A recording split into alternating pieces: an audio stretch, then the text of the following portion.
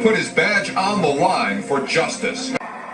You know the name Doug Poppa? Yes, I do. God bless Doug Poppa, an honest cop. I was elated, of course, but then as he testified, I was somewhat concerned for him, because I knew that they were probably going to crucify that man. Sometimes the truth has a price. That may be the lesson of a Virginia police officer who says, in trying to do the right thing, he ended up paying for it. The message you're sending is, see, we did it, Doug. You don't come out, you don't buck the system. No matter what the reason is, you just can basically keep your mouth shut. But if I wouldn't do it all over again, I would take the badge and I would leave it on somebody's desk and get out of police work. Because the day I can't tell the truth because somebody's pressuring me, and the day the system doesn't want me to tell the truth because somebody's pressuring me, is the day I'd leave the badge on the desk and walk away. Poppa was fired for insubordination. One man who confronted truth and consequences. From Las Vegas, Nevada, this is Doug Poppa, Truth and Consequences podcast. The mission of the Internal Affairs, and I'll speak from personal, professional experience of the NYPD, and I'm sure it does apply to other departments. The mission, this is what I've said to people, the mission of the New York City Police Department Internal Affairs Division is to protect the reputation of the current police commissioner and whoever he designates to get that type of protection. And that's it. Welcome, ladies and gentlemen, to episode 92 for Thursday, February 17th, 2022. The man you just heard speaking is retired New York City Police Department Internal Affairs Detective William Nolan. I conducted recorded interviews with William Nolan back in 2019, both before and after I authored a story which was published by the Baltimore Post-Examiner on another matter. The opening comment made by William Nolan mirrors comments made by Las Vegas Metropolitan Police Department police officers who have spoken to me over the years about internal affairs investigations, such as which cases are investigated and which cases are covered up by the elected sheriffs who run the Las Vegas Metro Police to protect themselves, certain police command staff officials, and others in the image of the police department. I will have more on that in my closing comments. Shortly, you will hear excerpts from my interviews with William Nolan, who discusses his time in the NYPD Internal Affairs Division, corruption, and how he was ordered by superiors to destroy internal affairs files. To put some things into perspective that Nolan discusses, the following are excerpts from the 1993 New York City Mullen Commission hearings that investigated police corruption. Then NYPD Sergeant Joseph Trimboli, who was assigned to the Field Internal Affairs Unit, was stonewalled for years by his own department while he investigated then-corrupt cop Michael Dowd and his associates.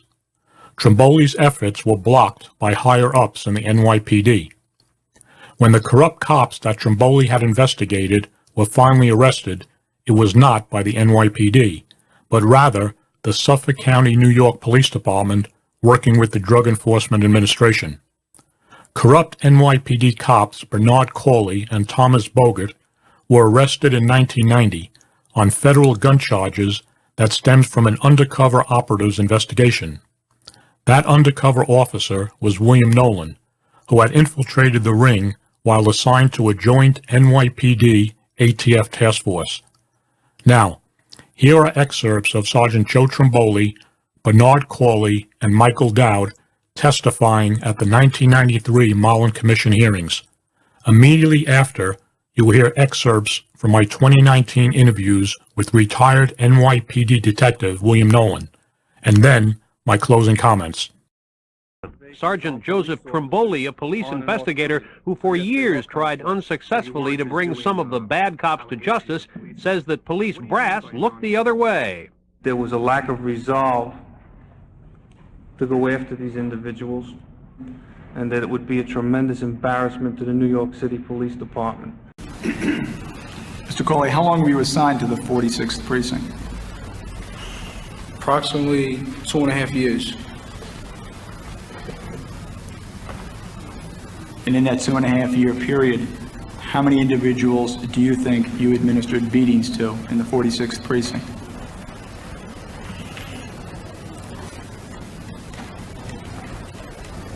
Approximately 300 to 400 people.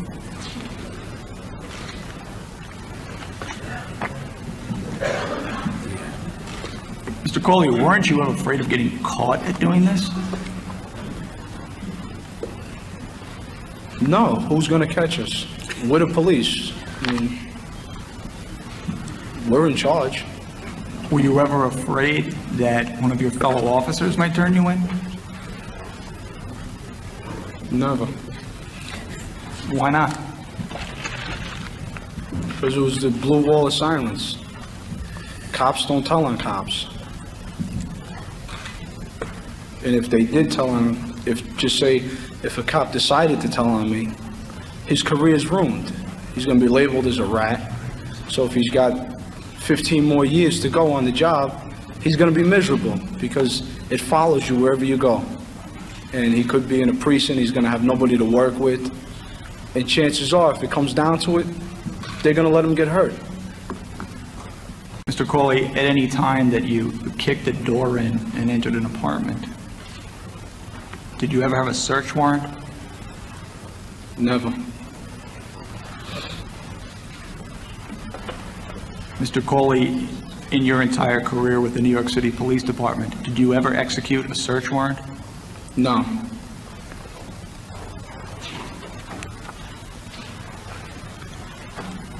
Mr. Coley, if you went into an apartment and found money in that apartment, what would you do with it? We would keep it and split it up.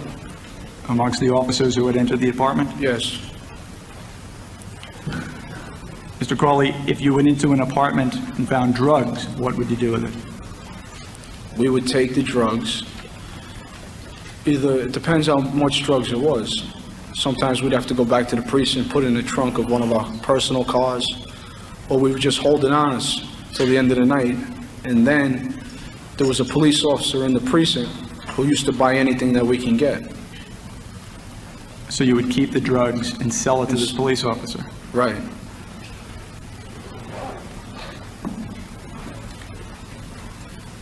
If you went into an apartment and found guns, what would you do with those?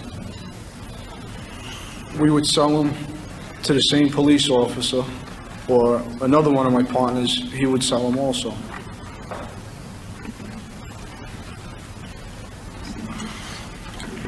And you would be going into these locations in uniform while on duty? Yes. Did you ever have to go to court to testify in those cases? Yes.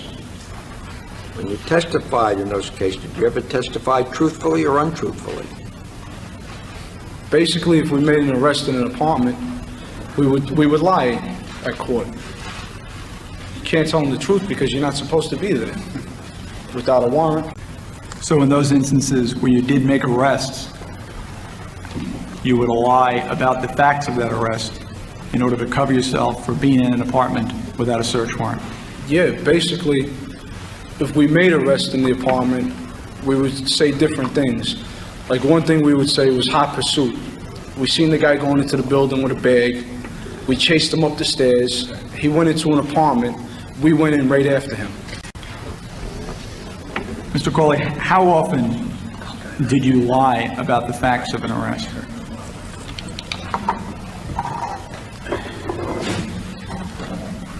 A lot. Mr. Coley, did you ever lie before a grand jury regarding the facts surrounding an arrest? Yes. Mr. Coley, to your knowledge, was lying about the facts surrounding an arrest a common practice among police officers in the 46th precinct? Yes. Were there things that a police officer might do to enhance an arrest that had been made? Yeah, definitely. Could you tell us some of those things? Basically, what a police officer wants, he wants medals because they look good on his uniform.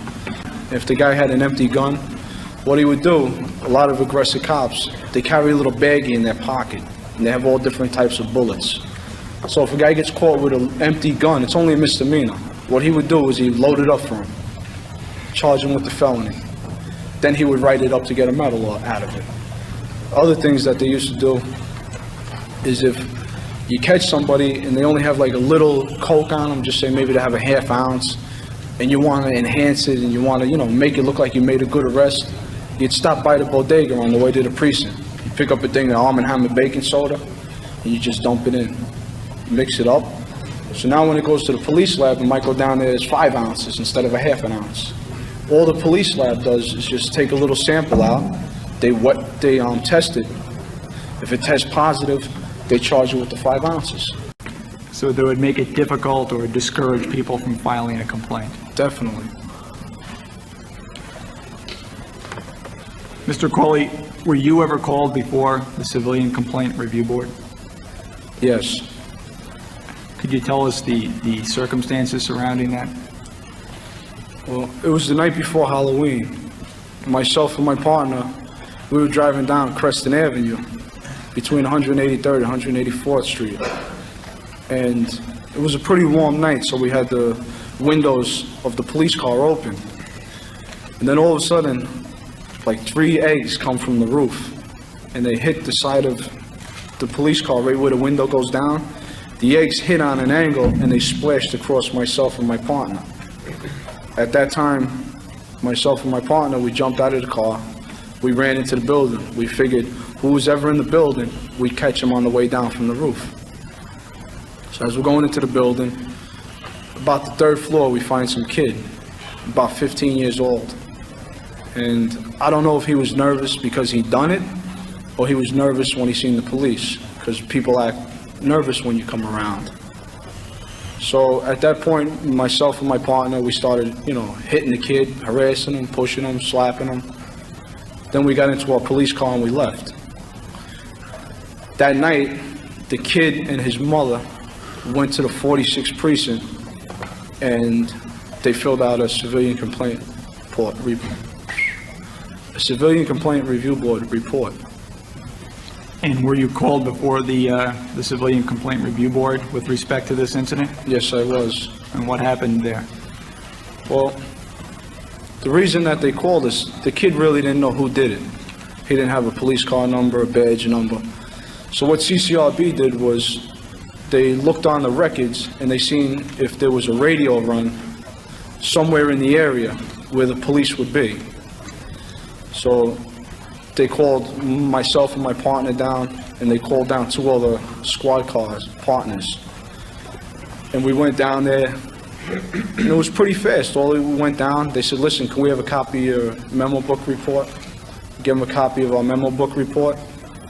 Then he asked us, he says, listen, were you on Creston Avenue at any time? And we just told him no. And he says, all right, we'll get back to you. And that was it. You never heard anything again? Yeah, we got a paper back a few weeks later saying that the charges were dropped. And you had lied to the Civilian Complaint Review Board about this incident? Yes. Mr. Coley, given all this conduct which you engaged in, seemingly on a daily basis, were you ever concerned that you would be caught by the Internal Affairs Division? I was never concerned. Never seen Internal Affairs out there. And if someone spotted Internal Affairs in the precinct, it would be on the radio. As soon as somebody spotted a car that looked like a police department vehicle or other people just acting suspicious around the precinct, what they used to say on the radio was they used to say Xerox in the 4-6, Xerox in whatever precinct these people were in. Right then, you just went and you hit pretty much. Were you once a police officer of the New York City Police Department? Yes, I was. How long were you a police officer? 10 years and 5 months. Mr. Dowd, during those 10 years as a police officer, did you use your authority to commit crimes and acts of corruption in violation of your sworn duty to uphold the law? Yes, I did. Did you commit extortion? Yes. Did you engage in narcotics trafficking? Yes. Did you protect drug operations? Yes. Did you engage in personal drug use? Yes. Mr. Dowd, in your experiences in your first year, did you come to learn what it meant for a police officer to be quote-unquote good? Yes. Could you tell the commissioners and the public what it means to be good in the police jargon as you know it? Well, being good is a cop that would never give up another cop. A cop that if he witnesses something go down, he's 100% behind anything a cop does, no matter what it is. And we vowed that we would never give each other up, and let's go out and make some money. Let's go out and make money off the job, right? Yeah. So how did you do it? What'd you do? We shook down drug dealers. Okay, when you say shake down drug dealers, what does that exactly mean? It means you get a call to a location and, you know, maybe the third time today and you're tired of going, so you make the guy pay. You take his proceeds, his cash and his drugs. Was it your attitude that your supervisors would protect you with regard to allegations of corruption that came in about you in these early years? Yes. They deflected a lot of it. Would they tell you about that? Well, there were instances where they let it be known. Let it be known that what? That we were getting some complaints or that we may be being watched. And would that assist you in covering up or concealing your corruption? It would help us either change our patterns or stop. Did anyone ever tell me to stop? No. Based on your conversations with police officers in that precinct and with supervisors, how many police officers would you say knew about the corruption that you and your crew were engaging in at the time? The whole precinct. Were your supervisors, like the integrity control officer and the commanding officer, aware of this? Yes. How do you know that? Well, my partner happened to be friendly with the ICO and the integrity control officer, and he had made mention that there was someone made a complaint, and just watch yourselves. Mr. Dowd, how much money would you estimate in your first 2 or 3 years in the 75th precinct you were making from your illicit activities?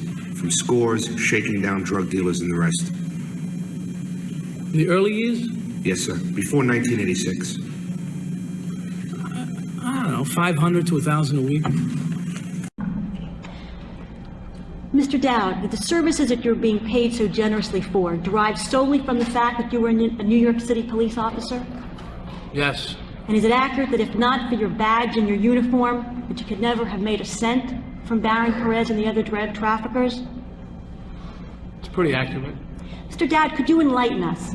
What can a patrol officer like yourself, or any patrol officer, offer to drug organizations that could be worthy of such a price tag?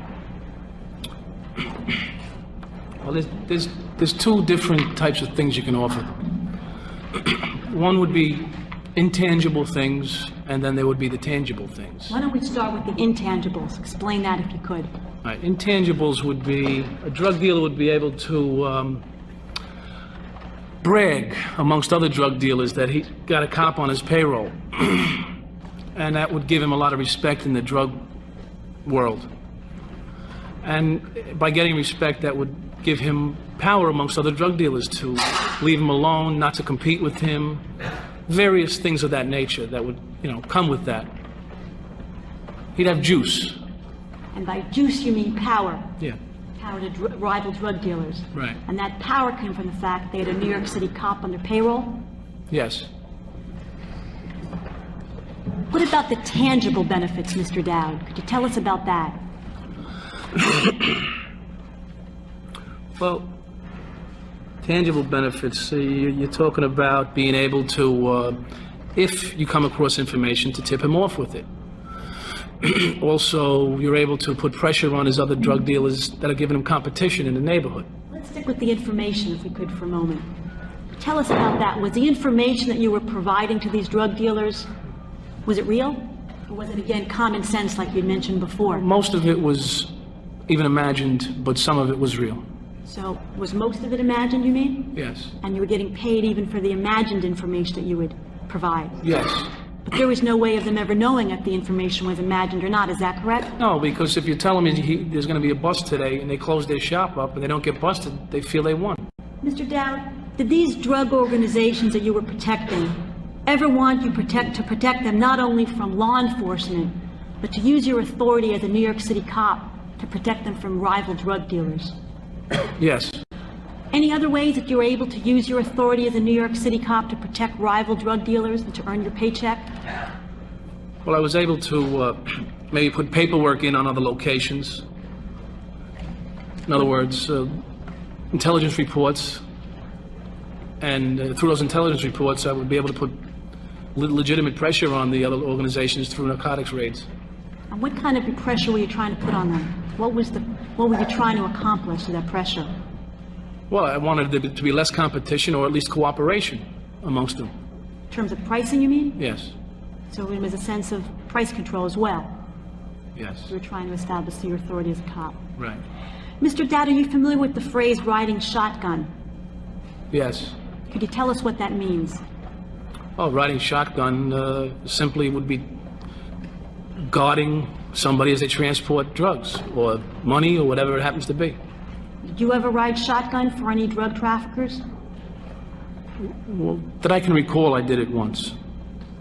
So what you mean by that, then once when you're in uniform, I assume? Yes. In your RMP? Right. You were following drug traffickers to protect them in case law enforcement stopped them? Well, for two reasons. One was for other officers wouldn't stop them, and the other one was for other drug dealers, keep them from being robbed.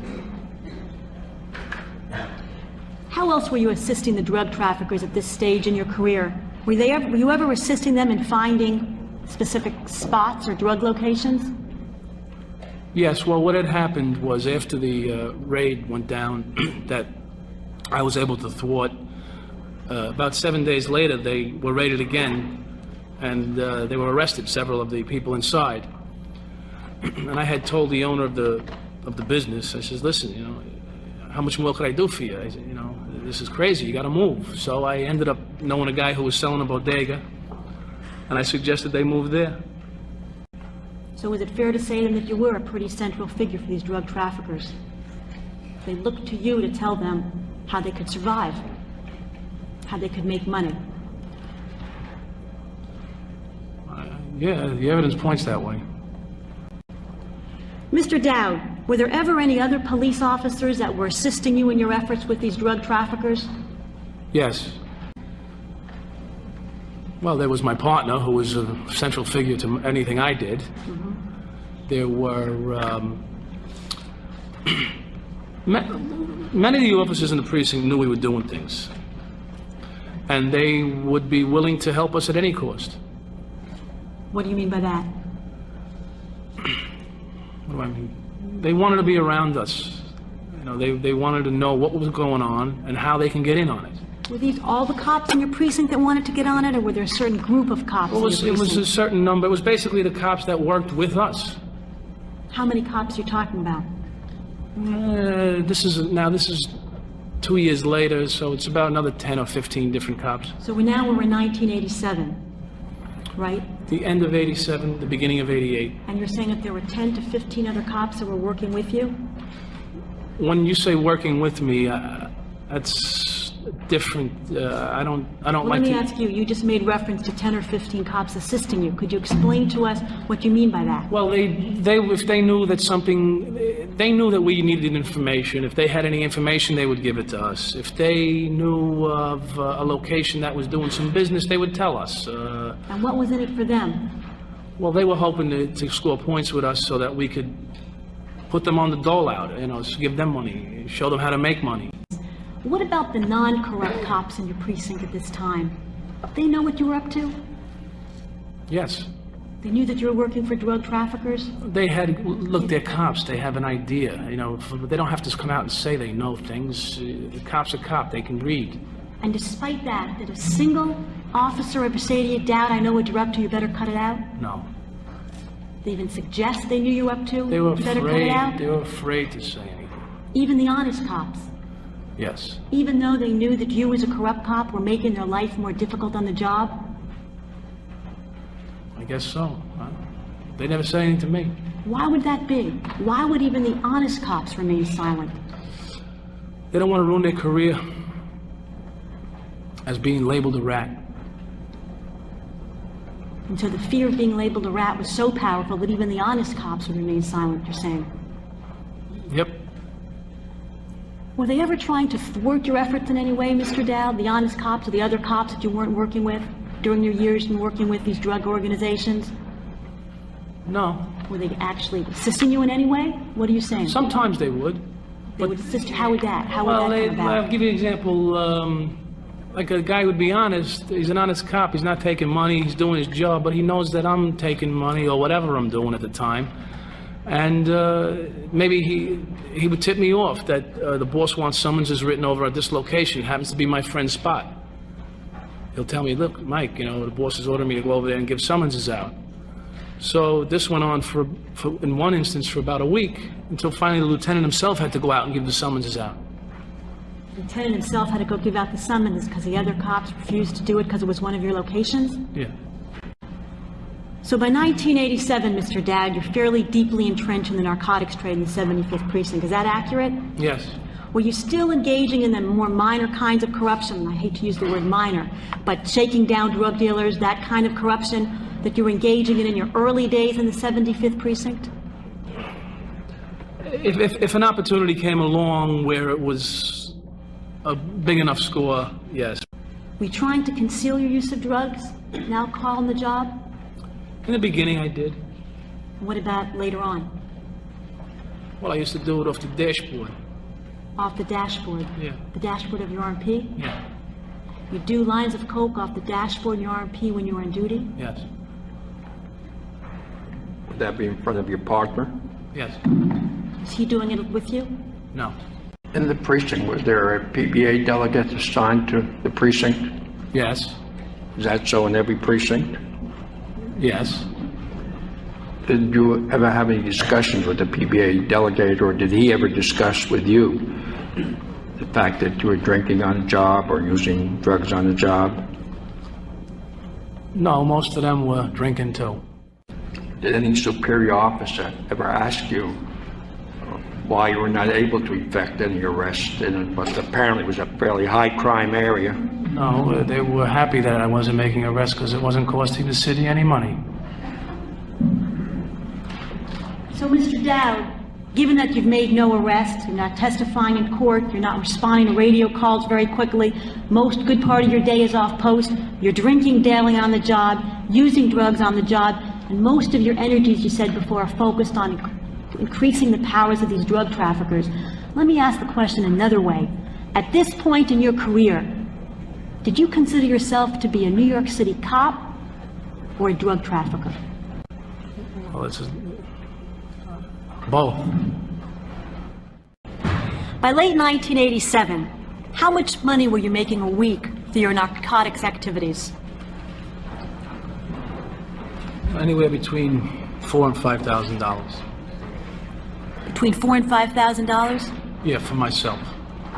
By late 1987, how much money were you making a week from your New York City paycheck? About 400. So you're making almost 10 times as much money from your criminal activities at this time than you were from the paycheck you were receiving from your department, is that correct? That's correct. How important was that New York City paycheck to you at this time? Well, I used to forget to pick it up. Who did you consider to be your primary employer, in fact, at this point, Mr. Dowd? The department who gave you your shield, or the drug traffickers who were willing to pay you because of it? That's a very difficult question to answer straight out. I mean, I enjoyed being a police officer, believe it or not. You enjoyed it? Yes. You enjoyed it because of the power that it gave you?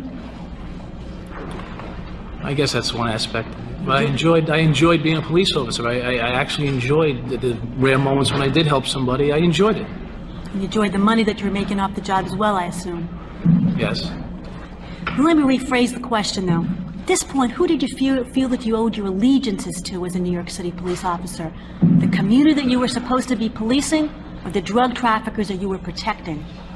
I guess I'll have to say the drug traffickers. Could you speak into the mic, please? The drug traffickers. What about your lifestyle at this point, Mr. Dowd? Were you leading the life of a typical New York City cop? I did the best I could to make it look that way. You did the best you could to make it look that way. Could you tell the commissioners and the public what kind of car you were driving at around this time? 87 Corvette. How many homes did you own? 4. What kind of clothes were you wearing at this time? Expensive. And what kind of vacations were you taking? Many. And is that the kind of life that most New York City police officers were able to live based upon the paycheck that they were getting? No. Did you try to conceal your lavish lifestyle from the others in your precinct to try to avoid raising their suspicions? In the beginning, after a while, I lost control of myself. I lost control of my life. So they saw you in the red Corvette, in other words? Yes. They saw the kind of clothes you were wearing, the life you were leading? Yes. And how did these other cops react to that? Well, they saw the exterior part of me, and they saw what they saw they liked, and they tried to cling to me. I'm sorry? They tried to cling to me. They chaperoned themselves around me. They wanted to know what I was doing. They wanted to be part of it. Who wanted to be part of it exactly? Whoever knew me. Well, let's try to clarify that a bit. You're talking about officers in the precinct, correct? Yes, mostly the young ones. So you're talking mostly about the younger cops, the rookies? Yeah, well, the older cops that were there had their own things going, so they really weren't interested.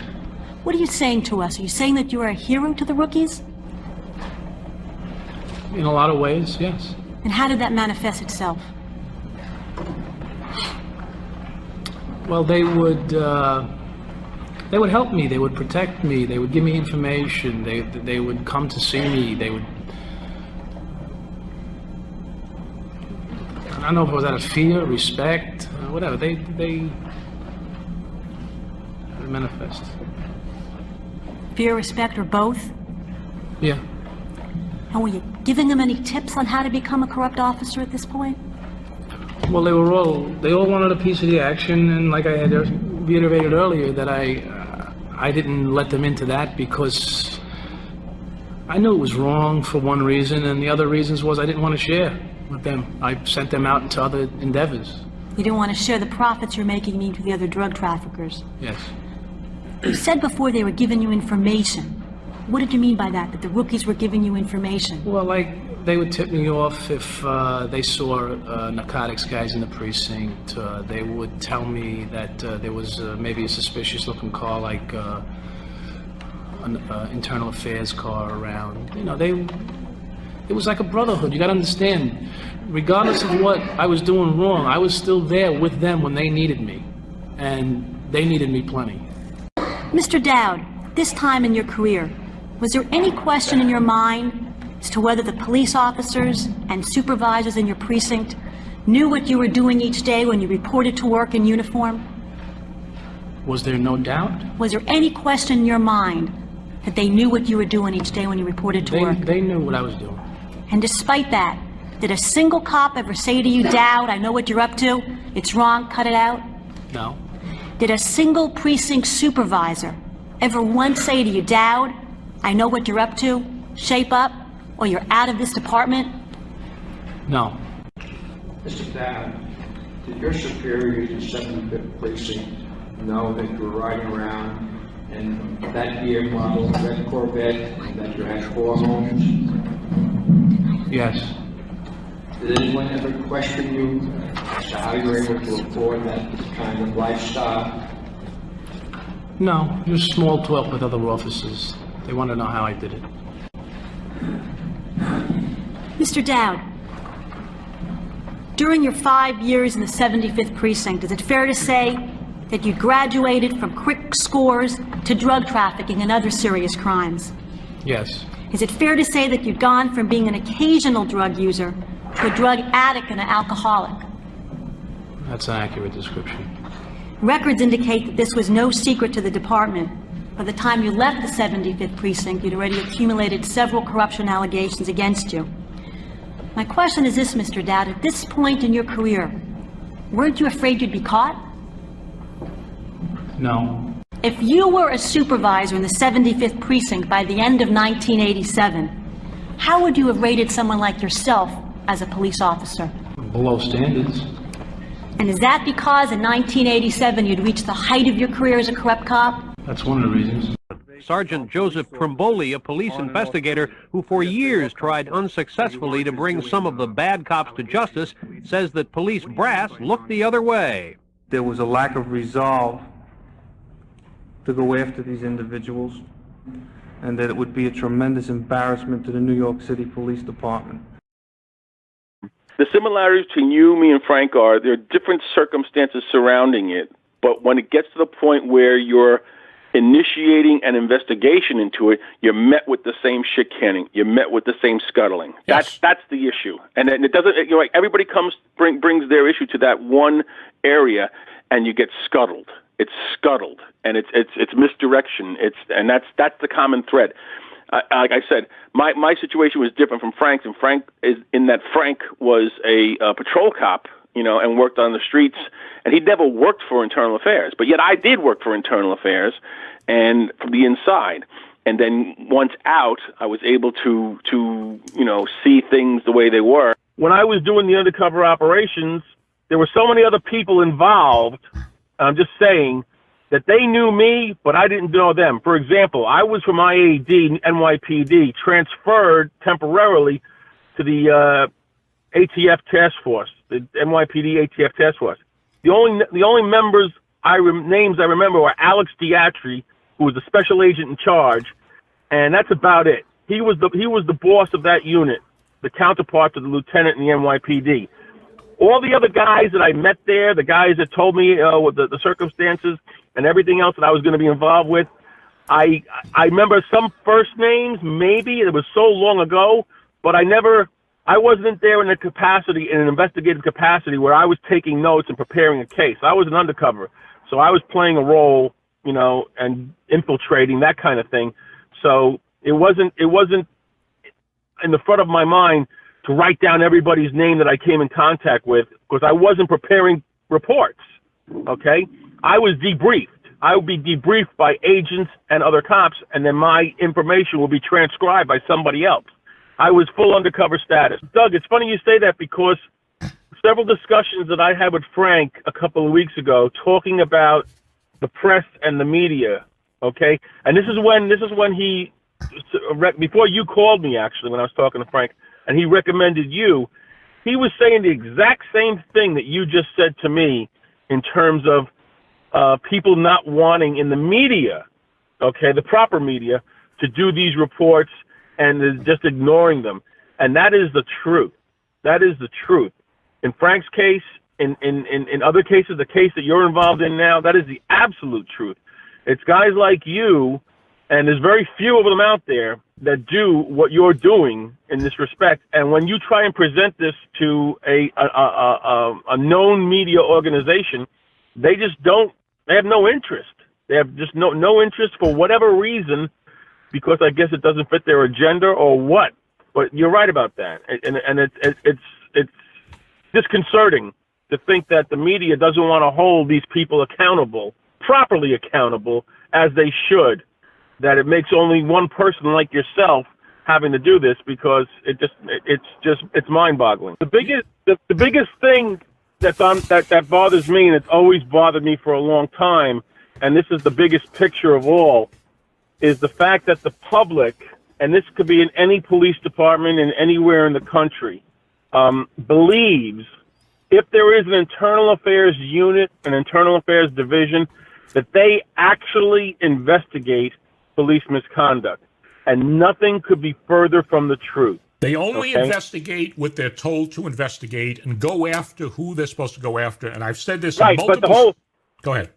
The mission of the Internal Affairs, and I'll speak from personal, professional experience of the NYPD, and I'm sure it does apply to other departments. The mission, this is what I've said to people, the mission of the New York City Police Department Internal Affairs Division is to protect the reputation of the current police commissioner and whoever he designates to get that type of protection. And that's it. Right. And that's it. And for anybody who understands what's going on, I'll cite an example, a quick one. Michael Dowd, the Michael Dowd case. When Joe Trimboli was investigating that, he was being fucking tripped, pushed, and discouraged at every turn. IAD never broke that case, even though Joe Trimboli was working on it, and the DEA that broke that case. And that just goes to show you that's how it usually happens. In recent times, the case of this thing with Deputy Chief Harrington, who just pled guilty last year, or actually 6 months ago, to the feds for the bribery case involving the favors. Right. That wasn't also, IAD uncovered none of that, okay, because they don't, and they wouldn't. And if they did, they either burned it or shredded it. I will tell you about all those things that I did under orders at Internal Affairs to make sure complaints didn't go forward. Right. Okay. This goes back to my time when I was there. And that's part of the reason. That's how I got removed from Internal Affairs back in 1993, because I started to, I'm going to say, quietly rebel each time I was told to go do a burn. I would make an excuse like, oh, I got diarrhea or something like that, or go shred documents, to the point where they knew that they couldn't get me to do it anymore because we knew it was illegal, or we were finding out that it was. And that's the truth today, okay? In terms of, it's no different when I was there. It's no different when Frank went to Internal Affairs back when he was on the job and wanted that report on the day he got shot. And when he said to the Internal Affairs, give me the report, and they said it's confidential, and he said to them, we'll see how confidential it is when I speak to the press tonight. They gave him the report. And then the IAD report on his shooting, on his incident, indicated, and he'll tell you this too, that it was a call of shots fired when he was shot. It did not come over as a call for a 1013 from the police, so they basically wanted him to die. Or that was the truth back then. That was the IAD back then. It's no different when I was there, and it's gotten a lot worse today because the shit canning is unbelievable. And the fact that when you start seeing stories about cops getting arrested, or it's never by Internal Affairs, it's always by another agency, because Internal Affairs doesn't do that. Internal Affairs shit cans, and that holds true for any large police department that has an Internal Affairs bureau, whether it be Newark, whether it be NYPD or LAPD. It's all the same. And it's a shame because the public seems to think that IAD is supposed to investigate that. Is it normal for the New York City Police Department to take somebody like you, where you recruit actually at the academy, and then you actually made detective, and you're actually a detective in IAB, to take somebody who was in IAB and put him into a general detective squad at a precinct? Is that normally they do that? No. How come they did it to you? Because I had a situation at IAB when I refused to destroy evidence. Okay, yeah. When I refused to that they decided that okay, this is a problem. So this one lieutenant who was one of the Knapp Commission crew who came to fucking IAD in handcuffs back in 1973 was James J. O'Brien. He was a lieutenant. And I was assigned, he was the kind of guy that nobody got along with. He came to the fucking IAD as a cop, and they hadn't actually let him make lieutenant. He took all the tests, and he was a boss now. He was like he was a bag man for the 7th Division, like when in Frank's story in Serpico. Mm-hmm. But he was one of the guys, the patrol guys, that collected money for the 7th Division, which I think was in Brooklyn, okay, back in the day. But anyway, long story short, this guy had so many problems with so many people within IAD, and you always heard stories about how much of a scumbag he was or whatever. And, you take everything with a grain of salt. When I was put into his unit, which was called the Preliminary Investigation Unit, at some point he thought that me, was tapping his phone, okay? And what he did was he came into the office one day and saw that I had a recorder, a regular recorder, sitting on the desk, which I would use for notes like every other detective had or whatever they had like that. And he said, "Are you recording my phone?" He accused me of recording his phone calls. Okay, on the department phone. Now, has IAD done that in the past? Sure. Was I ever actually involved in an operation of recording his calls? No. But he thought I was. So he then, at that point, went upstairs to the Thomas Callahan, who was he's dead now, who was the inspector of our division. I forgot, or our subdivision of inspections within investigations within IAD. And he said that, I don't know what he said to him, but he convinced him that I should be transferred. And then 3 days later, I was called up to his office and said, we think it's time you go. And I said, go where? Where am I going? Okay. And he said, you think it's better that you leave Internal Affairs. And I said, so how does this work? I was first of all, I didn't know where I was going. And they said, well, we're going to make arrangements for you to go to the 7-0. I go, oh. I said, do I have... What year was that about? 1993. 92, I'm sorry, 92, I'm trying to think the exact... It's written down, I had the notes. I'll look it up if I can find. I might have a hard file copy. Either 92 or 93, around there. That I went from, 89, 86, 93. It was 1993. It was the same time the Nolan Commission hearings started. And the 7-0's in Brooklyn, right? 7-0's in Brooklyn, yes. Yeah. Same precinct that Frank went to when he got bounced out of the Bronx. Okay. I mean, it's the parallels are ironic, but it doesn't mean anything. It doesn't mean it's just a transfer. It wasn't done because that's how things are done. It was just a 7-0. And but anyway, that's because a Lieutenant James J. O'Brien, but it was... Is he dead? It was because... I don't know if he's dead or not. He used to live on Staten Island. I don't know where he lives now. I have no clue. No fucking clue. But, And you went over to the 7-0, not as an IAD guy. You went over as a general... No. Detective. When I went to the 7-0... Okay, right. My undercover status was pulled, was changed back to regular status. I reappeared in the computer again. And probably six months or 3 months before that happened. Mm-hmm. Okay, I was no longer.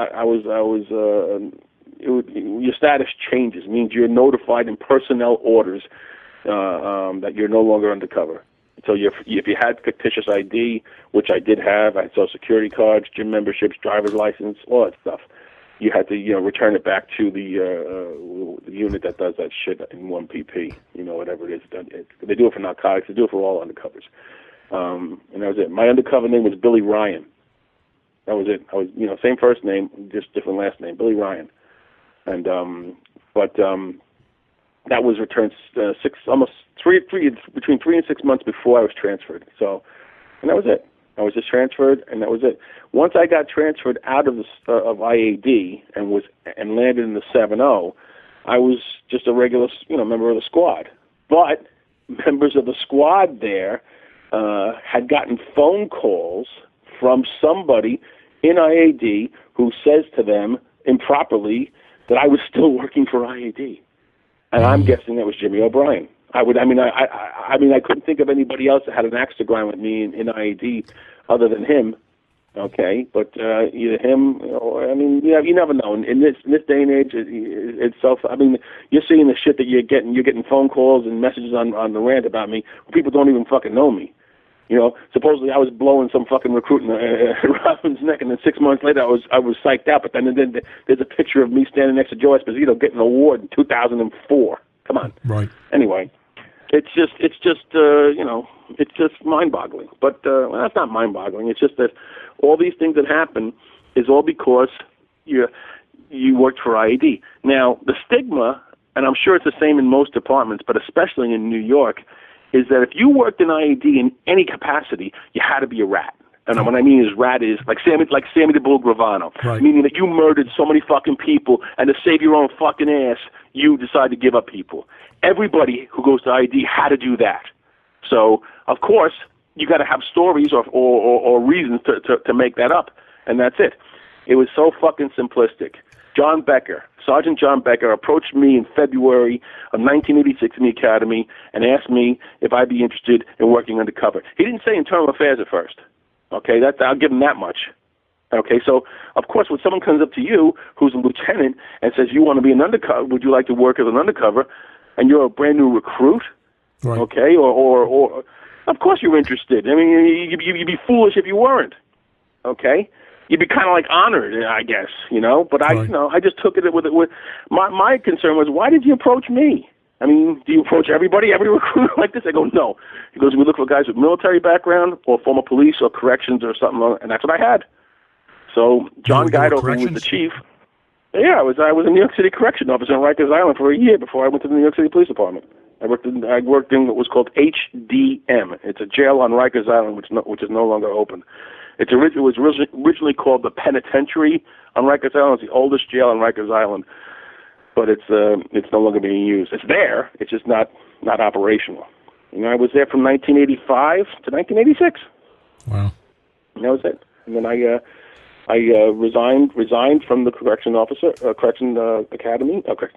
department, and on January, the same day actually, on 1/9/86, I resigned from the corrections, and then I got sworn in that same day in the police department. And that was it.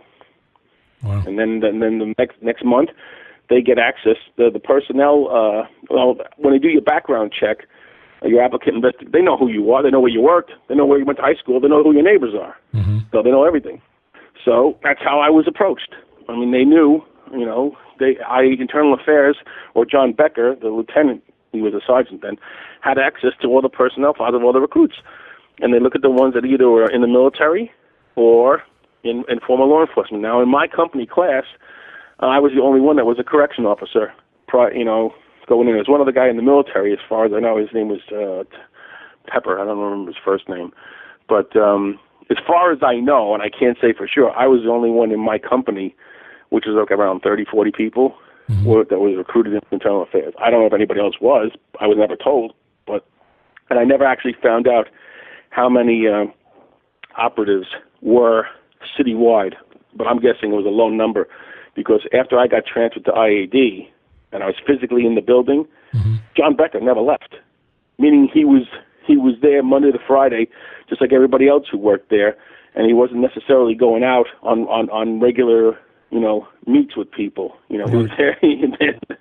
So I don't know how elaborate the program was. My guessing was probably not that elaborate. But I only found one other guy that came to the building that was in the program like I was, but he got in differently. He was the kind of guy that he was a detective that witnessed something. Meaning he was already out of the academy on the job. He wasn't a detective. He was a white shield, a regular patrol guy, and he stepped in something, and they brought him in, and then he became part of the program. That program, okay. So you got to understand there is a difference. I think I told you this before. The undercover operative program was active, meaning they knew who you were. The field associate program, even the handlers didn't know. Meaning the people who ran that program didn't know who the people were calling in to tell them. They knew who they were through a registered number or something like that, kind of like the way Crime Stoppers works. How you call in. That's what a field associate does.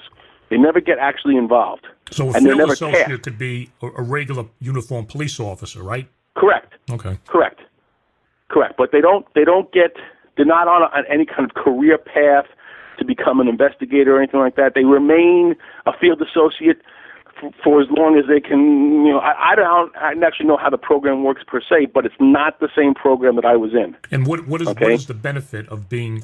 For being a field associate? What is the benefit of being a field associate in your career? Nothing, as far as I know. I mean, other than I don't know. I don't know if they ever get.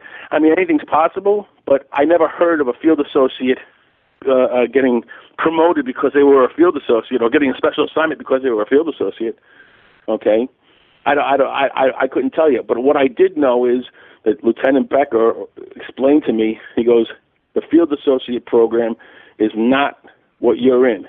Even though you're providing information, you're being tasked. Meaning, I'm meeting with you face to face, and I'm going to assign you as necessary to whatever task we need you to do.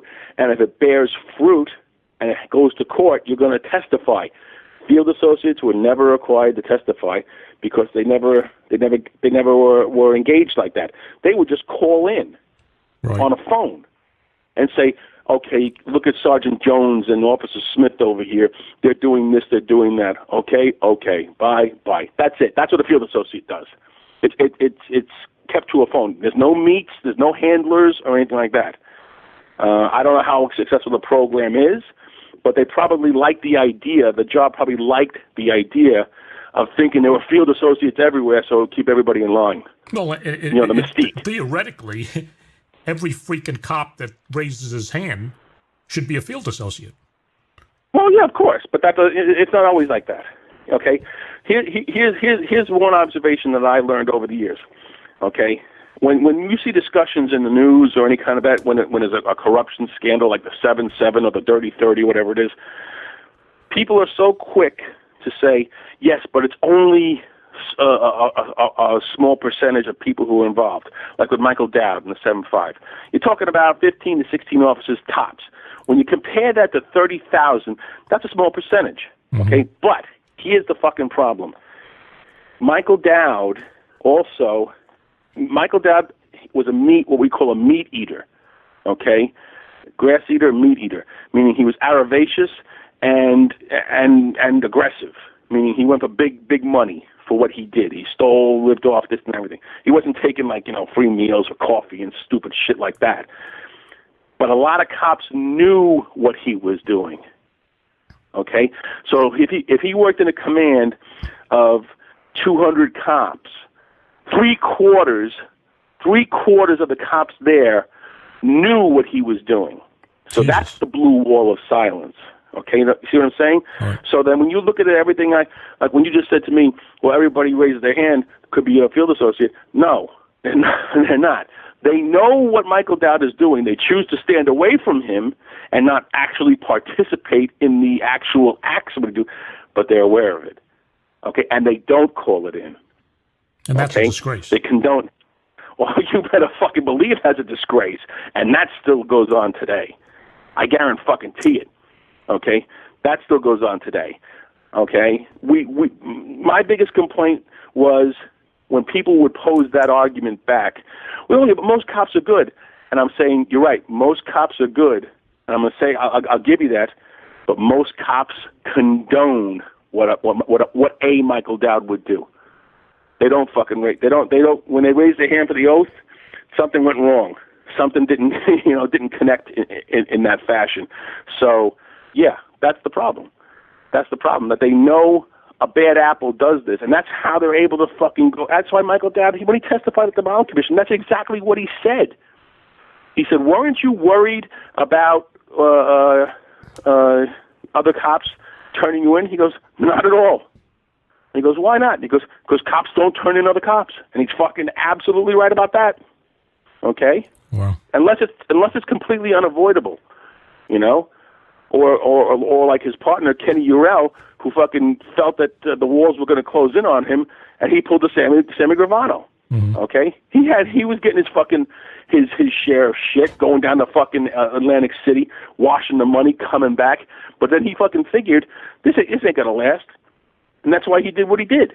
But he was in, okay? There are very few that sit from the outside, look at it, and say, and make a phone call. That don't happen.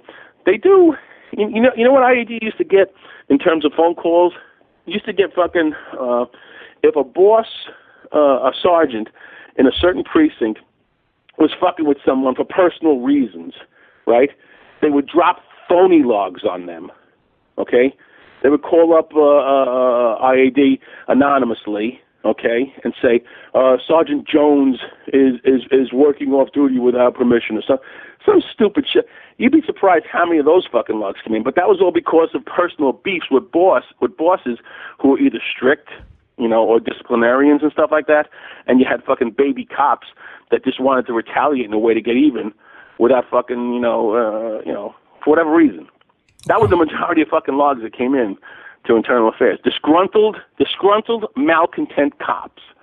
Because either they came they came into the police department, and prior to that, they either smoking fucking dope or working at Burger King, and they didn't know what it was like to be in in a paramilitary organization. And all of a sudden they find out, and then they get pissed off, whatever. Wow. And that's it. But that's the majority of fucking logs. But in terms of cops standing up and doing the right thing, 1 or 2 times you would get a guy who would step in shit to the point where he couldn't avoid it, okay? And he knew what, and then that was it. Meaning it was something so egregious. Like if you're riding around in a patrol car and your partner's taking fucking cocaine and doing it up his nose right away, you figure something's up with that. And what are you going to do? Keep doing it until you get in trouble? You say something. But at that point, when you say something, your career's fucking over. Your career's over because, you ratted him out. What was he doing? Cocaine? No, but you ratted him out. That's worse. They don't see it that way. Yeah, they don't see it that way. Sad. They see it as no matter what, you ratted them out. You're a rat, okay? And Billy Nolan had to go into Internal Affairs back in 1986 because he was a fucking punk back then. He was a pussy. I'm 6'3" and I can bench close to 500 fucking pounds, right? Not now, okay? I loved being in the street, okay? I was never afraid of it, okay? I actually crashed on a motorcycle when I was on my 2 months out of the academy because I had a motorcycle license, and they were calling over the air when I was on a foot post, and they said, "Does anybody have a motorcycle license?" I said, "Yeah, I have a." I drove it back to the fucking to the station house. They didn't tell me there was no brakes, and I crashed. The collar brass in my shirt tore into my face, okay, and created a nice scar, a J scar underneath.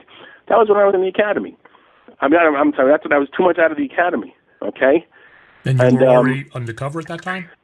Yeah, I was, but, I was undercover, but it was like undercover like, we're going to meet with you once a month, But just go about, just go. Right? At that time? I was in uniform, yeah. Yes, sir, yeah. And that was it. But I ended up, and just to let you know, I ended up, twisting my ankle pretty bad and had an avulsion. That was the kind of injury it was called, an avulsion to my face. But I was still on probation. So a couple of seasoned cops would say to me, "Oh, that's a 3/4 injury, meaning you can get." And then one other guy who was a little more seasoned said, "Billy, don't listen to those idiots." He goes, "You're on probation, okay? Even though this is the line of duty injury, if you don't complete your probation, you'll be terminated." So when I went home that day, I spent 4 days at home. I could have stayed out for 2 weeks if I wanted to. I called up the department surgeon and said, "Bring me back to light duty." Okay, I went back to light duty with a cane, with stitches in my face, and I answered the fucking telephone for 2 months while my ankle was healing. Okay, well, explain. Okay, I got lost here on something now. So, yeah. But at this time, you were in uniform. Yep, I was in uniform. That was in 1980. But I thought they recruited you into Internal Affairs when you were in the academy. That's correct. I was recruited into Internal Affairs to be an undercover operative in uniform. Oh, meaning a patrol guy. Oh, I see. Okay? Okay. Meaning you go through. I mean, the undercovers, who work in other units are different. There are guys. The way it works is when you get a guy who fits a particular physical appearance, like if you're Asian, for example. Okay, you go in and they swear you in. They'll approach certain people for undercover work, and they'll pull them right out of the academy, and they'll spend 6-7 years. Okay, as long as they were sworn in, now they're officers. They don't go through the academy, but they are undercover, and they're deep undercover, deeper than I was. I was like in the Departed. If you ever see the movie The Departed, the beginning scene with Leonardo DiCaprio, okay, he goes into the academy, okay, and because of his background, I'm just saying because of his background, and he had criminal associations, Martin Sheen and the other guy, Wahlberg, approach him, and in that scene, I know it's TV and I know it's Hollywood. That's how it was done. Okay, to me, but it wasn't. I'm getting lost here. If you told me that you were in the academy and they approached Correct. you to go undercover with IAB, but IAD. So you go out of the academy. You're now on probation, and you're in uniform. How are you working undercover in uniform? Okay. I'm an undercover. I'm working for Internal Affairs Division, okay, in uniform, but I'm being handled by IAD. Okay, I'm not an undercover in the traditional sense where you're plain clothes and, out in the street. I'm an undercover operative for internal affairs. Okay, so I'm a uniformed police officer who is being handled by people from IAD to go and look into whatever they want me to look into. And the thing of it is, I looked into nothing, meaning I meet with the handler every year or every month, and it was like, he would tell me stories about how he's getting promoted, how this one's getting promoted, and how this shit, but there was no crime. I mean, there was nothing they wanted me to ever uncover because they weren't interested in uncovering anything. It was like a program that existed just to justify somebody's job. Okay, and what happened? What was the period when you left that and you went undercover for IAD when you went after Cowley and those guys? From 1986 to 1989, I was in the uniform. I was dressed in uniform, undercover for IAD, doing basically meeting with a handler over bogus little White Sox bullshit tasks. Like, okay, is this sergeant using people to work on his home? Is this one leaving work early? That kind of bullshit. Okay, in 1989, because I did 3 years, 86, 87, 88, 89, then I'm pulled out of that. Okay. Into internal affairs, meaning I'm physically transferred. Now I'm no longer in uniform, okay? Now I'm assigned to the Internal Affairs Division, which is located on 72 Poplar Street. And the first month that I was there, the first 3 months I was there, I was assigned to a staff unit which would review cases of other internal affairs units if they made sure they did their jobs, like Brooklyn South FIAU or Bronx FIAU. And my job was to read complaints, and then a certain thing developed. They needed somebody to do a certain job, to do a certain role because I fit the bill. And they said, okay, you're no longer going to be working as a suit and tie inside internal affairs. You're going undercover. That's when it happened, about 6 months later, okay? And they pulled me in, and I was involved with other units doing close-end surveillance, okay, going into locations, going into bars, going into stuff like that, to do observations, wearing wires and stuff like that, to try and engage people in conversations, all kinds of stuff, okay? I was never privy to the background of the investigations. I was just told, this is where you got to go, and this is what you got to do, okay? I didn't sit down and type up worksheets and read the cases because I was the undercover.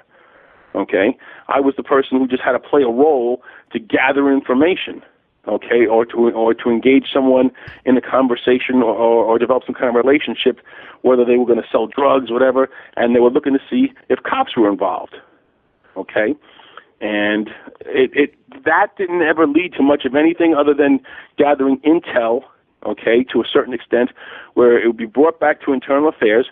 I never was privy to it where it went, because it was another unit within IAD. They would pull you from different units in IAD because you fit a certain appearance, and I looked like a biker, and I actually was a biker, and they used it. They used that.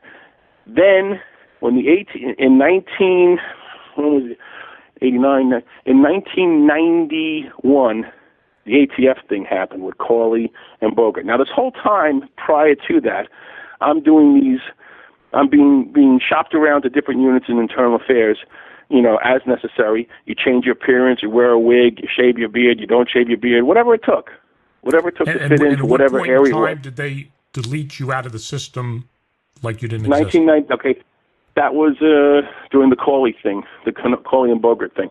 That was in I'm going to say the summer, June of 1991, around there. That's when my undercover status, that's when I was told by the lieutenant, you're going to be designated undercover, okay? Meaning that you can't go to police, you have to be away, you can't stay away from the police things. And I didn't go to police things anyway, so it wasn't that difficult for me. Meaning you can't go to barbecues and stuff like that. You can't go out of state to other police functions if you do. They would tell me that, but I was doing that anyway, so it wasn't that difficult. I just didn't. So you couldn't go to like funerals or anything like that. There were police involved. You had to be undercover. You had to be separate. So from June, that's when the investigation started. And I was in a different unit inside IAD, and that lieutenant came to my lieutenant and said, "Can we use Billy Nolan in this operation?" And of course, they don't order you. They ask you. They ask you to volunteer. And the way I am, I say, okay. So they asked me. They said, "Do you want to get in?" They gave me the background details of what was going on with Cawley and Bogart.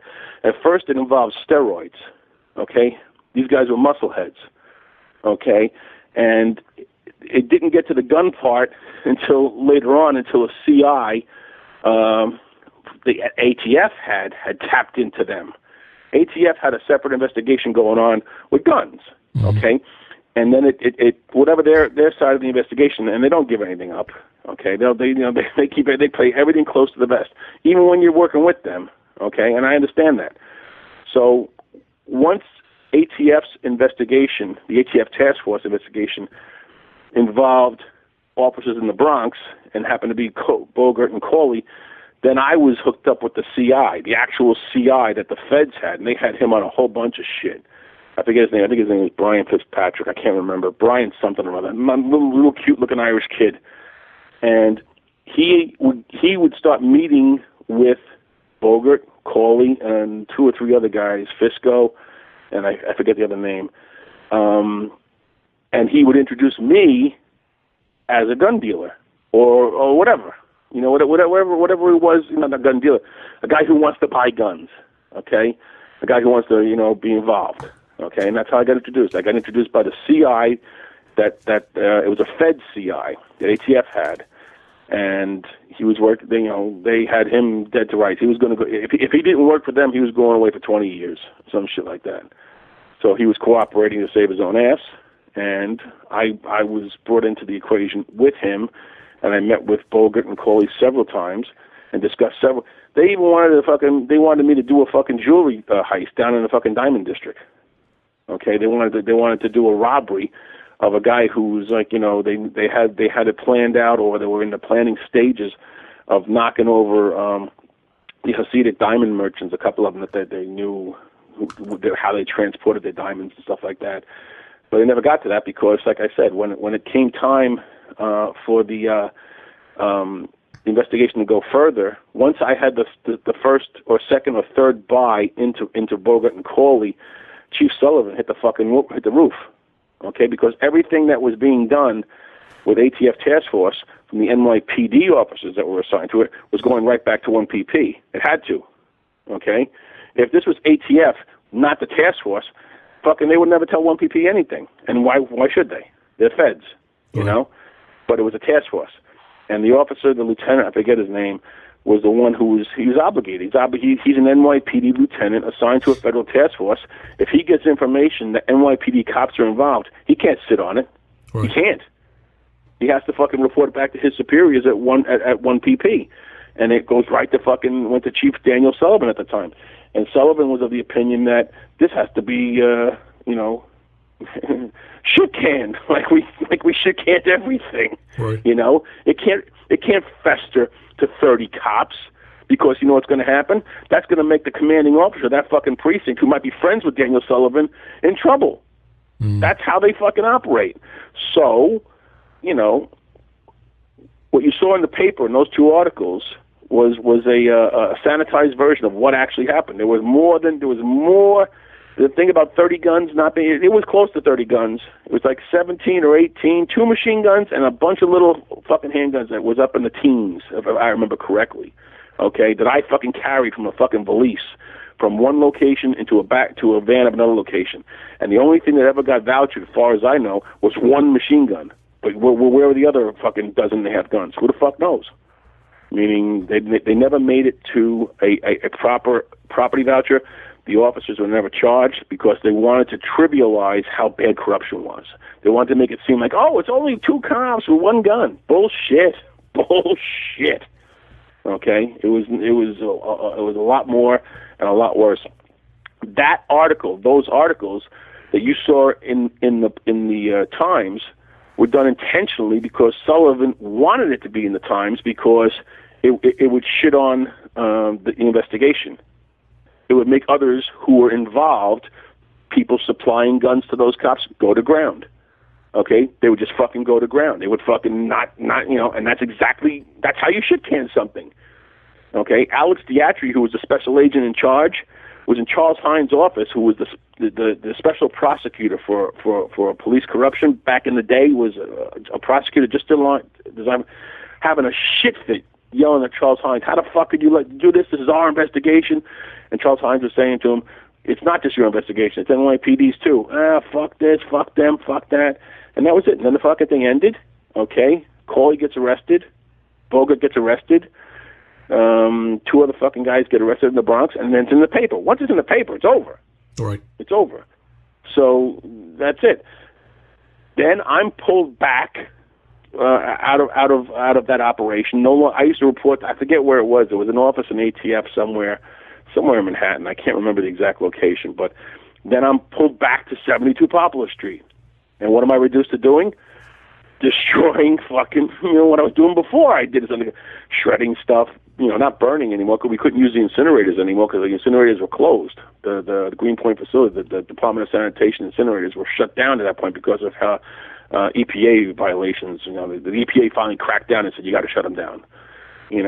So shredding, washing cars. When I say washing cars, I would fucking be delegated to taking the captain's car to the car wash, police department cars, and wash them. You pay with a voucher, and that was it. Make sure they got gas in their cars.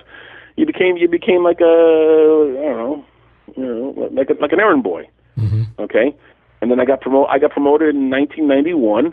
The ceremony was in the basement of IAD. My father was there, chief of personnel, and 2 or 3 other people from IAD, and that's it. I didn't walk across the stage in 1PP in uniform and get promoted. And you got promoted to Detective Third Grade? Detective Third Grade, yeah. And when did you retire? What year did you retire? 2005. Wow. I was promoted in 1991. I retired in 2005. And is that normal for somebody to stay Detective Third Grade for over 10 years without getting promoted? It depends. Depends on who you know. It depends on what you're involved in. I was put in for grade by... who put me in for fucking grade? Lieutenant Gagliotti put me in for grade. And that would have been to detective second grade or right to first grade? Yeah, it's second. Second is the next step up. First is the highest grade. That's the high. A first grade detective makes top lieutenant's money. A second grade detective makes top sergeant's money. A third grade detective makes about $4,000 more than a white shield cop. Mm-hmm. Okay, that in terms of the pay. And there's no steps to promotion. So when you get promoted from third grade to second grade, you go right to the top pay of a sergeant. Whereas if a sergeant gets promoted, if you take the civil service exam, it takes 5 years to reach top pay. It's funny. Grade is different. There's no steps in grade or special assignment or SDS money for lieutenants and stuff like that. So a first grade detective is making the same money as a lieutenant who's at his highest pay level. So I don't know, $20,000 more than a third grade detective a year, something like that. But the responsibility between a third grade and a first grade detective is nothing. There is no. They don't hold rank other than the rank of detective. The grade thing is a pay thing. Okay, so a first grade detective can't tell a second grade detective or a third grade detective what to do. That's reserved for the rank of sergeant only, and then lieutenant and captain. So it's a money promotion. Okay, I was put in for it once. It went as far as one. I can't remember the captain's name in IAD at the time. Not in IAD. It was right after the Cawley thing. But I had just gotten promoted to third grade, and I think a month later they wanted to put me in for the promotion, and somebody said it was too soon. I mean, you just made third grade, you know. But it's like you said, it's who you know and what you do. So to recognize my efforts involved with that operation, they wanted to put me in for grade, but I was already a white shield. I was a white shield, and I hadn't. You can't go from white shield to second grade. Right. You have to go to third grade first, and you know. And that was it. But they put me in, and it got knocked down for. And I'm not saying it got knocked down because people didn't like me or anything. No, I understand it, but that was it. Once I left Internal Affairs and went to the 7-0, that fucking, me getting graded was never going to happen. Never going to happen, because now it's known who I am, meaning, or it's more known who I am. Okay, because I left IAD not under a cloud, but not with a blessing. Right. Okay, they could have easily put me somewhere else if I was, looked upon as being someone who was if I had a hook or something like that, which I didn't have, and that was it. I was shown the door. Adios, and that was it. Wow. But like I said, 6 months earlier, I'm buying machine guns off of fucking cops and getting promoted to, and then it's just the way fucking IAD worked. Okay, IAD was never in the business of actually uncovering corruption. They wanted to know what the corruption was so they could shit can it. That's how it was. So that's how I guarantee you, that's how it's still done today. Not in the same capacity. I mean, I know stranger things have happened, but not in the same capacity. But there's more of a shit canning philosophy throughout the whole job now. So, and that goes back to my situation, where here I am reporting aggravated harassment over and over and over again. And it could be you, me, or anybody in the neighborhood doing it, and the cops won't take reports. Shit canning. Doesn't matter if you're a retired cop. Doesn't matter if you're a regular civilian. Whatever. It's just the pervasive attitude, and especially if you're making complaints against cops misconduct with Resnick in charge. The shit canning is in full effect. 150%, compared to a guy like Chief Guido, who probably would investigate it, okay, or a guy like Chief Moran prior to that, who would investigate it and go, no. It doesn't get to the point where you can investigate it, okay, because they don't take a case on it, or if they do take a case on it, they shuffle it off somewhere else, and that's what I ran into, okay, so, and that's it. Right now, there's a panel that's in place, and I'll send you the link, that Commissioner O'Neill had put in place over the summer to investigate how the NYPD disciplines itself. Okay? It's Mary Jo White, former U.S. Attorney, Robert Capers, another U.S. Attorney, and Barbara something or other. I have it. I'll find the information for you, and I'll send it to you. That panel is supposed to investigate how the NYPD disciplines their own people, whether they're a white shirt, boss, or a detective, or a cop, right? Good luck with that.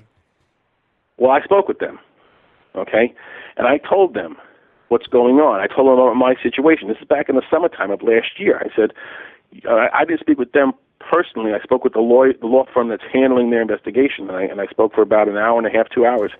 And I said to them, look, if you want to really get to the root of how the NYPD disciplines their members, you have to look at the investigatory process as well. And how could you look at one without looking at the other? You want to see how an NYPD cop gets disciplined for misconduct. How can you do that if the misconduct is being shit canned? Okay, so you're not getting a true assessment of how the NYPD does discipline or not discipline their officers, because the Internal Affairs Division shit cans complaints of misconduct. Okay, so how, and they said, well, that's a very interesting aspect of it. I said, yeah, well, it is. I said, but it doesn't take a rocket scientist to figure it out that you can't do your job on that end unless you look at the other end. If people are calling up Internal Affairs because cops are doing this, robbing this, doing that, and they're not investigating it, they're never going to be disciplined. I'm going to talk about how broken IAD is when I was there and how much it got worse, and I use Sergeant Stephen Lee's case as an example. Right. Okay? Right. His thing is what's got me. I'm in contact with him daily, okay? And I'm in contact with his attorney, Joe Murray, daily. And I told Joe Murray, I said, Joe, when you launch your case on Stephen Lee's stuff, which is more relevant than mine and much more involved, I will appear at any hearing, any forum to bolster his claims of how fucked up IAB is now and how fucked up it was when I was there. And I said, I'll provide any testimony under oath anywhere you want. And now, my closing comments. We just heard William Nolan say that the mission of the NYPD Internal Affairs Division is to protect the police commissioner and the people that the commissioner designates to get protection. Folks, that sounds very similar to what police officers have told me over the years that occurs in the Las Vegas Metropolitan Police Department. Cover-ups by past and present sheriffs who run the Las Vegas Metro Police to protect themselves, certain police personnel, and the image of the department.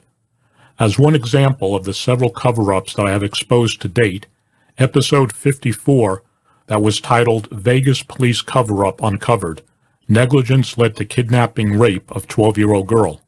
I follow that exclusive story up in episodes 56 and 82. I'm already into an hour of this episode, so I will discuss another cover-up that I will be exposing for the first time here, albeit briefly, that is more specific and falls right in line with William Nolan's comments about internal affairs shit-canning investigations. Bear with me, folks, for a few minutes, and you'll understand where I'm going with this. On October 25, 2017, the Baltimore Post-Examiner published my story that was titled, Who is in Charge of the Las Vegas Mandalay Bay Shooting Investigation? In that story, I wrote that the death of gunman Stephen Paddock would normally be investigated by detectives from the Las Vegas Metro Police Homicide Bureau. However, I was told by a retired police official that the death investigation was pulled from homicide detectives and given to the department's force investigation team that was commanded at the time by then Captain Kelly McMahill, who was the wife of then LVMPD Undersheriff Kevin McMahill, Sheriff Lombardo's number 2 man in charge. After that story was published on November 22, 2017, at 7:14 a.m., I received an email from Las Vegas Metro Police Internal Affairs Detective David Goris. Goris wrote, believe it or not, that he wanted to talk to me about my sources for the story. Later that day, I called Detective Goris. Here is the audio recording of my conversation with Detective Goris that was recorded with his knowledge. Detective Goris, Doug Poppa? Hey, how are you, sir? I'm doing good. Just to let you know this line's recorded. Okay. Okay. What's up? The reason I sent you an email is basically I've been tasked with an internal investigation, so nothing criminal. And we're trying to ascertain if one of our active duty police officers is provided information. So your article came up. There's two, one for Los Angeles and one for, I forget the other one, maybe Baltimore? Baltimore, sure. But they're written by you, and basically it says in there, retired police official. Obviously, retired police official is not an active duty police official, but so I'm just trying to reach out to you and see if you would be at liberty to divulge who was providing that information to you. No, I can't do that. They're confidential sources. Okay. And then a little bit further down, it says that you reached out to or somebody reached out, contacted the LVMPD Homicide Division, and inquired who was handling it, and they were told that the force investigation team. I was just trying to find out if that was you that made that phone call, or if you knew who made that phone call and who from the LVMPD Homicide Division said that the force investigation team was handling the investigation. That was me, and that was the Homicide Division. Do you remember if it was one of the ladies that answered, like one of the front secretaries, or if you spoke to a specific detective or sergeant or lieutenant? You know, sir, I can't get into specifics. I don't do that. Okay. You know, I'm a former police officer. I worked 9 years undercover. I wouldn't have made the cases that I made had I not kept confidential sources. And from a journalistic standpoint, investigative journalist, I can't tell you. I can tell you that I called the Homicide Division and was told by the Homicide Division, just like in the report, that they were not investigating the case. It was being investigated by the Force Investigation Team. That's what I put in the newspaper. Okay. I totally understand that. Respect that. On December 8, 2017, the Baltimore Post-Examiner published my story titled, Las Vegas Police Launch Internal Probe into Leaks and Promise to Release a Report on Shooting Next Month. In that story, I wrote that the Baltimore Post-Examiner was the first to report and question why the Force Investigation Team was investigating mass killer Stephen Paddock's death, and not the Homicide Division, which triggered the Internal Affairs investigation. In that article, I wrote that I received information that the crime scene photographs of the rifles in the room that were leaked to Boston 25 TV were leaked by one of Sheriff Lombardo's command staff officers. Folks, I will be discussing all this in detail in a future episode. This October will be the 5-year anniversary of the 2017 Las Vegas Massacre. I will say this now. Back in 2017, right after the massacre, Sheriff Lombardo and his then undersheriff, Kevin McMahill, expressed their anger about the releasing of the padded crime scene photographs to the press, and admitted in a press briefing that there was an internal investigation ongoing. Both Lombardo and McMahill made those statements while FBI Las Vegas Division Special Agent in Charge Aaron Rouse stood adjacent to them. Last year, I received information from sources with knowledge of the 2017 Internal Affairs investigation that Sheriff Lombardo wanted criminal charges to be filed against those who compromised the integrity of the criminal investigation into the worst mass shooting to date and the largest homicide investigation in the history of the Las Vegas Metro Police. Sources said suspicion fell on members of the entry team who breached Paddock's Mandalay Bay Hotel suite on the night of October 1st. They were low-level supervisors and rank-and-file cops. According to what I was told, Sheriff Lombardo ordered the Internal Affairs investigation to be halted, shit-canned, covered up, when it was discovered that it was indeed Lombardo's own command staff officers who were involved in the leaking of the photographs. So, Lombardo would have burned other cops, but protected his command staff officers. I was told that the Internal Affairs detective who was working feverishly at the time on the investigation, and who was under tremendous pressure to find out who leaked the photographs, transferred out of the Internal Affairs Bureau in disgust because of the cover-up. Like I said, I will have full exposure and an entire episode on this, another Sheriff Lombardo cover-up at a later date. If you remember, Sheriff Lombardo told 8 News Now Las Vegas in November of 2017 that they would never be able to find out who leaked the crime scene photographs. No surprise that Lombardo, once again, lied. Here is a question I have for the FBI that will most likely never get answered. The FBI was involved in the joint investigation of the Las Vegas Massacre with Las Vegas Metro Police. Special Agent in Charge Aaron Rouse, did Sheriff Lombardo inform you of the results of the Internal Affairs investigation? And if not, why? And was the FBI complicit in this cover-up? Inquiring minds want to know.